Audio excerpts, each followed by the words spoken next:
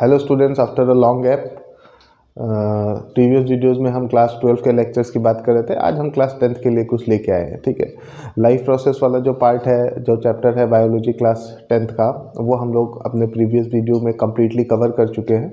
आज के वीडियो में हम नया चैप्टर स्टार्ट करेंगे और उसका इंट्रोडक्शन मैं आज आप लोगों को दूंगा कि इस चैप्टर में हम पढ़ने क्या वाले हैं। ठीक है, जो सेकंड चैप्टर है बायो का, that second chapter is what, how do organisms reproduce. जैसे कि मैंने यहाँ पे लिख रखा है। ठीक है, यहाँ पे हम लोग ओवरऑल सारे ऑर्गेनिजम्स की बात करेंगे। ठीक है, सारे ऑर्गेनिजम्स का क्या मतलब है कि अलग अलग टाइप से रिप्रोडक्शन किस तरीके से होता है। ठीक है, एक छोटे से प्लांट से लेके, है ना, एक बड़े से ह्यूमन बीइंग या फिर एनिमल्स तक का हम रिप्रोडक्शन यहाँ पे पढ़ेंगे और समझने की कोशिश करेंगे। ठीक है, बेसिकली इस चैप्टर में हम दो टाइप के रिप्रोडक्शंस पढ़ेंगे, asexual reproduction and sexual reproduction, right. और ओवरऑल हम एक रिप्रोडक्शन का आइडिया लेने की कोशिश करेंगे और समझेंगे कि किस तरीके से रिप्रोडक्शन होता है, how is it been done. ठीक है, तो अब एक पहली चीज़ आपको बता दूँ, इसके पहले जो चैप्टर में आप पढ़े हो लाइफ प्रोसेसेस, जैसे हमारे बॉडी में अलग अलग टाइप के लाइफ प्रोसेसेस होते हैं। डाइजेशन होता है, एक्सक्रीशन होता है, सर्कुलेशन होता है। लाइफ प्रोसेसेस का क्या मतलब होता है? लाइफ का मतलब ऐसे प्रोसेसेस जो लाइफ को कंटिन्यू रखने के लिए इम्पॉर्टेंट हो, तो उनको हम क्या कहते हैं? Life processes. ठीक है, रिप्रोडक्शन भी एक प्रोसेस ही है, लेकिन रिप्रोडक्शन को हम लाइफ प्रोसेस नहीं कह सकते, क्योंकि अगर रिप्रोडक्शन हमारे बॉडी में हो रहा है तब भी वो ऑर्गेनिज्म अलाइव रहेगा, अगर वो रिप्रोडक्शन नहीं भी करता है तब भी वो अलाइव रहेगा। ठीक है, तो आखिर रिप्रोडक्शन है क्या? तो सबसे पहले हम ये समझने की कोशिश करेंगे, लाइफ को कंटिन्यू रखने के लिए तो किसी इंडिविजुअल के लाइफ में सर्वाइवल के लिए रिप्रोडक्शन नेसेसरी नहीं है।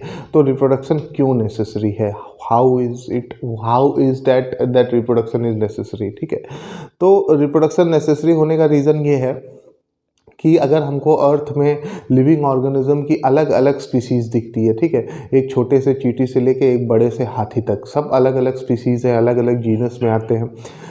किसी भी एक पर्टिकुलर स्पीसीज़ को अगर लंबे जनरेशन तक अर्थ पे प्रेजेंट रहना है तो उसको क्या करना पड़ेगा?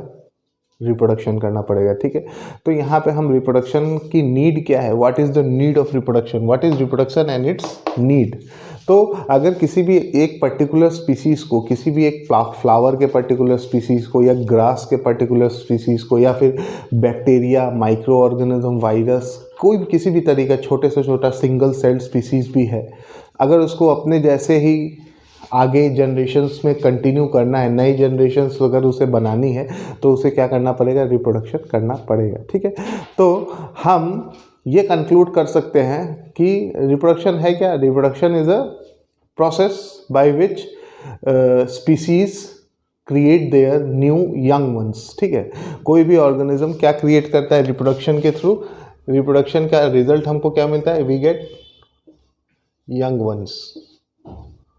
यंग वंस, या इनको हम क्या कहते हैं? ऑफस्प्रिंग्स। ठीक है, यंग वंस या ऑफस्प्रिंग्स हमको रिप्रोडक्शन के रिजल्ट में मिलते हैं। इसकी ज़रूरत क्यों है? For the continuation of species.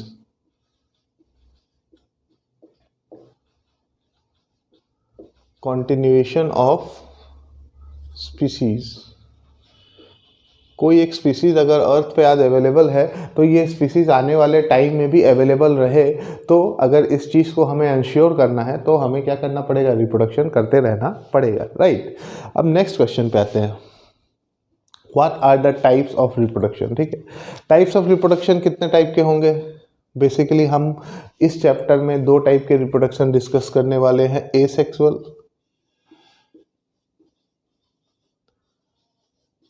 asexual reproduction and sexual reproduction। ठीक है, ये दो टाइप के रिप्रोडक्शन हम पढ़ने वाले हैं, राइट।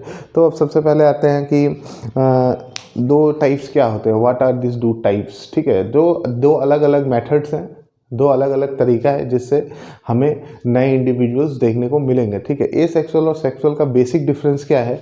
एसेक्सुअल रिप्रोडक्शन में किसी भी तरीके के गैमेट का फॉर्मेशन नहीं होता है, कोई भी दो अलग अलग सेल्स आपस में फ्यूज़न नहीं करती हैं। एसेक्सुअल रिप्रोडक्शन में कोई भी एक सिंगल पेरेंट ही एनफ होता है नए इंडिविजुअल को रिप्रोड्यूस करने के लिए। जैसे आपने अपने एनसीईआरटी की बुक में बहुत अच्छा एग्जांपल दिया है एम्यूबा का, ठीक है। एम्यूबा में कोई मेल और फीमेल वाला कंसेप्ट नहीं होता है। एक एम्यूबा है, सबसे पहले उसके अंदर क्या होगा, उसका न्यूक्लियस डिवाइड होगा, फिर न्यूक्लियस डिवाइड होने के बाद साइटोप्लाज्म डिवाइड होगा और हमको 2 नए एम्यूबा के सेल्स मिलेंगे। ये एग्जांपल बाइनरी फिशन का है। जैसे ये एसेक्सुअल रिप्रोडक्शन का एक टाइप है। तो यहाँ पे पेरेंट क्या है, सिंगल है, एक सिंगल पेरेंट, एक सिंगल एम्यूबा ने 2 नए डॉटर सेल्स बनाए, 2 नए डॉटर सेल्स बनाए या फिर 2 नए ऑफस्प्रिंग्स बनाए। अगर सिंगल पेरेंट से हमको नए डॉटर सेल्स मिल रहे हैं, if the single parent is capable of producing new daughter cells, then this type of reproduction is called as sexual reproduction. जैसे और अगर हम एग्जांपल लें पोटैटो का, एक सिंगल पेरेंट है, इस पोटैटो के बड्स वाला जो पार्ट होता है, आईज प्रेजेंट होती हैं, इस पार्ट को हम कट करते हैं और यहाँ लगा देते हैं तो यहाँ से नया प्लांट मिलता है। तो एक पोटैटो के बहुत सारे क्यूब्स लेके हम प्लांट करते हैं तो मल्टीपल पोटैटो के प्लांट्स हमको मिलते हैं। तो यहाँ पे भी पेरेंट क्या है, single parent, only single parent is capable of producing new offspring. इसको हम क्या कहते हैं, this type of reproduction is called as asexual reproduction, ठीक है। अब हम बात करते हैं दूसरे टाइप ऑफ रिप्रोडक्शन की, सेक्सुअल रिप्रोडक्शन की, ठीक है। सेक्सुअल रिप्रोडक्शन में कितने पेरेंट्स इन्वॉल्व होंगे, 2 parents. 2 parents will be involved in sexual reproduction. 2 parents में क्या होगा, जैसे हम ह्यूमन बींग्स को रेफरेंस में लिख लेते हैं, एक होता है male and other is female, ठीक है। तो मेल क्या प्रोड्यूस करेगा, स्पर्म प्रोड्यूस करेगा। स्पर्म क्या होता है, ये वो सेल्स होती हैं जो रिप्रोडक्शन में पार्टिसिपेट करती है, ठीक है। ये स्पर्म प्रोड्यूस करेगा और ये फीमेल क्या प्रोड्यूस करेगा, एग या फिर ओवम, ठीक है। स्पर्म देखने में कुछ इस तरीके का होता है, एग। तो मेल का स्पर्म और फीमेल का एग आपस में फर्टिलाइज करेंगे या फिर ये आपस में इनके अंदर क्या होगा, फ्यूज़न, और फाइनली हमको मिलेगा जाइगोट, ठीक है। This zygote is what, this zygote is the, देखो यहाँ पे एक सेल से 2 बन रहे थे, यहाँ 2 अलग अलग सेल मिलके एक नई सेल बना रही हैं। This is the difference between sexual and asexual reproduction, ठीक है। ये जाइगोट मिला, मतलब नए जनरेशन की जो पहली सेल होती है उसको हम क्या कहते हैं, जाइगोट। ये जाइगोट आगे चल के क्या बनाएगा, एम्ब्रियो।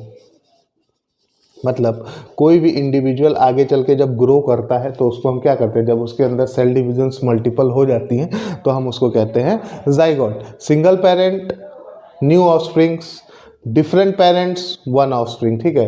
तो ये यहाँ पे हम लोग समझ लिए मेन डिफरेंस क्या है सेक्सुअल और एसेक्सुअल रिप्रोडक्शन में। एसेक्सुअल रिप्रोडक्शन नॉर्मली हमको प्लांट्स में या फिर सिंगल सेल्ड ऑर्गेनिजम्स में ज़्यादा देखने को मिलता है। ऐसे जो सिंगल सेल के बने हुए होते हैं उसमें हमको ज़्यादा देखने को मिलता है, राइट। और सेक्सुअल और एसेक्सुअल रिप्रोडक्शन को हम डिटेल में इस चैप्टर में पढ़ने वाले हैं कि एसेक्सुअल रिप्रोडक्शन के डिफरेंट टाइप्स कौन से हैं और सेक्सुअल रिप्रोडक्शन किस तरीके से होता है, राइट। अब नेक्स्ट क्वेश्चन पे आते हैं हम लोग, डीएनए क्या होता है। DNA stands for deoxyribonucleic acid, ribo nucleic acid, इसका फुल फॉर्म हो गया डीऑक्सीराइबोन्यूक्लिक एसिड, ठीक है। अब डीएनए का काम क्या है, अब आपने देखा होगा अगर चींटी रिप्रोड्यूस करेगी तो जो नई चींटी का जनरेशन होगा, एंट का जो नया जनरेशन होगा उसके पास भी मल्टीपल लेग्स होंगे, देखने में बिल्कुल हूबहू एक जैसे होंगे, है ना। अब जो चूहा है वो हमेशा चूहे को ही जन्म देता है, कभी वो रैबिट को जन्म नहीं दे सकता, या रैबिट हमेशा रैबिट के बच्चे को ही जन्म देगा। क्यों, क्योंकि ये सारी इन्फॉर्मेशन उसके सेल्स में स्टोर रहती है, या फिर जो गैमेट्स हैं जो रिप्रोडक्शन में पार्टिसिपेट करने वाले हैं उसके पास ये इन्फॉर्मेशन पहले से स्टोर होती है, राइट। तो डीएनए क्या है, डीएनए का काम क्या है, डीएनए इज़ अ मैसेंजर, ठीक है। मैसेंजर का काम क्या है कि ये जितने भी कैरेक्टर्स पेरेंट्स में प्रेजेंट है हूबहू वैसे ही वो इनको नई वाली जनरेशन में ट्रांसफ़र करने का काम करता है। DNA is responsible for transferring characters from the parent generation to daughter generation. DNA क्या करेगा, कैरेक्टर्स ट्रांसफ़र करेगा, कैरेक्टर्स ट्रांसफ़र करेगा कहाँ से, पेरेंट्स से कहाँ करेगा? ऑफस्प्रिंग्स में करेगा, ठीक है। ये पेरेंट्स से ऑफस्प्रिंग में क्या क्या ट्रांसफ़र करेगा? कैरेक्टर्स। तो हम ये कह सकते हैं तो ये जो तरीका होता है कि पेरेंट्स के कैरेक्टर ऑफस्प्रिंग्स में भी देखने को मिलते हैं। जैसे हमारे घरों में हम लोगों ने कई बार सुना होगा, बड़े बात करते हैं कि हेयर कलर मदर जैसा है, हाइट फादर पे गई है, ठीक है, आईज़ मदर पे गई हैं। तो कुछ एक कैरेक्टर्स होते हैं, तो हमारे क्या दो अलग अलग पेरेंट्स हैं, तो कुछ कैरेक्टर्स हमें मदर से मिलते हैं, कुछ कैरेक्टर्स फादर से मिलते हैं। फादर वाले कैरेक्टर को फादर का डीएनए लेके आता है, मदर वाले कैरेक्टर को मदर का डीएनए लेके आता है, और दोनों डीएनए मिला के हम बनते हैं, right. We human beings are produce. ठीक इसी तरह तो डीएनए का काम क्या है? डीएनए का काम है कैरेक्टर्स को पेरेंट जनरेशन से ऑफस्प्रिंग में ट्रांसफर करना। They are going to transfer the characters of parents into the offspring. तो ये होता है डीएनए, ठीक है। अब देखो क्रोमोसोम्स क्या होते हैं, ठीक है। डीएनए नॉर्मली कहाँ प्रेजेंट होता है? सेल होती है, सेल के अंदर न्यूक्लियस, न्यूक्लियस के अंदर आपको डीएनए क्रोमेटिन फाइबर्स देखने को मिलते हैं, उसी को हम क्या कहते हैं? डीएनए, ठीक है। अब क्रोमोसोम क्या होता है? क्रोमोसोम्स इस तरीके के स्पिंडल शेप्ड के आकार के होते हैं, या फिर इसको एक्स भी हम कह सकते हैं, ठीक है। तो ये क्रोमोसोम्स हमेशा पेयर में प्रेजेंट होते हैं, और इन क्रोमोसोम्स के ऊपर ये क्रोमोसोम्स छोटे छोटे यूनिट से बने होते हैं, जिनको हम कहते हैं जीन। अब एक क्रोमोसोम के अंदर बहुत सारे जीन हैं, और एक पर्टिकुलर जीन क्या रिप्रेजेंट करता है? कोई एक पर्टिकुलर कैरेक्टर रिप्रेजेंट करता है, ठीक है। सपोज करो हाइट, किसी भी इंडिविजुअल की हाइट कैसी होगी, वो टॉल होगा या फिर ड्राफ्ट होगा, ये सारी इंफॉर्मेशन इस क्रोमोसोम के अंदर जीन के फॉर्म में स्टोर रहता है। तो एक क्रोमोसोम में बहुत अलग अलग जीन्स होते हैं, मतलब अलग अलग कैरेक्टर्स होंगे। जैसे ये वाला जीन ने हाइट को रिप्रेजेंट किया, ये वाले जीन ने स्किन कलर को रिप्रेजेंट किया, ये वाले जीन ने हेयर कलर को रिप्रेजेंट किया, ये वाले जीन ने आईज़ के कलर को रिप्रेजेंट किया, ब्लैक होगी आईज़ या ब्लू होगी या ब्राउन आईज़ होगी, ठीक है। तो ये डीएनए, क्रोमोसोम्स, जीन्स क्या है? What is the difference between this, ठीक है। तो डीएनए को एज ए होल, जितना भी हमारा जेनेटिक मटेरियल है, पूरे के पूरे जेनेटिक मटेरियल को हम क्या कहते हैं? डीएनए कहते हैं, ठीक है। तो ये स्पाइरल शेप्ड का होता है, और जब भी सेल को डिवाइड करना होता है तो डीएनए सबसे पहले कंडेंस होकर किस फॉर्म में आ जाता है? क्रोमोसोम्स के फॉर्म में, ठीक है। और यही क्रोमोसोम्स कैरेक्टर्स को एक जनरेशन से दूसरी जनरेशन में ट्रांसफ़र करने में हेल्प करते हैं। क्योंकि इस वीडियो में हम लोग बात रिप्रोडक्शन की कर रहे हैं, तो हमें ये बात जाननी बहुत ज़रूरी है कि क्रोमोसोम्स क्या होते हैं, डीएनए क्या होता है, और जीन्स क्या होते हैं। तो अगर बात की जाए जीन्स क्या हैं, तो genes are the discrete units, मतलब डीएनए जिन छोटे छोटे मॉलिक्यूल से बना हुआ है।